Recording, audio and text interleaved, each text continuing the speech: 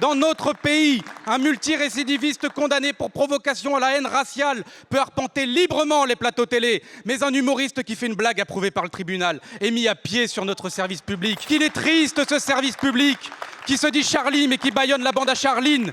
Le poste de Guillaume Meurice étant vacant, on dirait même que certains au gouvernement sont candidats pour être humoristes, puisque vous arrivez à reprocher à des étudiants en sciences politiques de s'intéresser à la politique. Incapable que vous êtes de dénoncer le génocide en cours, et maintenant même ceux qui se rient de votre déchéance morale sont censurés. On se croirait dans un sombre cauchemar au pays des Lumières, mais c'est une triste vérité. Ceux qui contrôlent les matraques cherchent souvent à faire taire ceux qui ont des idées, ces idées nobles qu'on fait passer pour des délits, car nous ne faisons que de l'apologie du droit international et de l'incitation à la justice.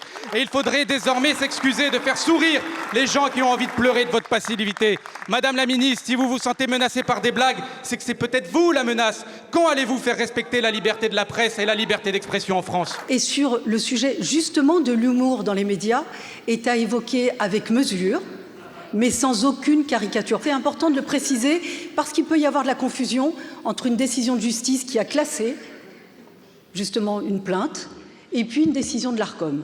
En octobre 2023, l'Arcom avait mis en garde de manière très argumentée. Je vous renvoie aux détails de sa décision. France Inter, suite à la chronique de Guillaume Meurice. Ces éléments étaient parfaitement connus et aussi, de manière aussi rapide de Guillaume Meurice. Malgré cela, non mais je sais que ça a créé de la confusion, donc autant éclairer ce point. Malgré cela, Guillaume Meurice a refait sa chronique à l'identique. Et donc, s'imposant à nouveau soit un signalement, donc une saisine de l'Arcom, voire à une sanction de l'Arcom, Radio France ne pouvait pas ne pas réagir.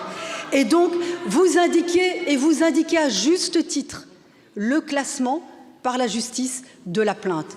Mais cela n'est pas en contradiction avec la décision de l'Arcom. Pourquoi? Parce que l'Arcom, elle ne fait pas respecter le code pénal, mais le cahier des charges qui est imposé à Radio France. Et donc Radio France n'avait pas d'autre choix.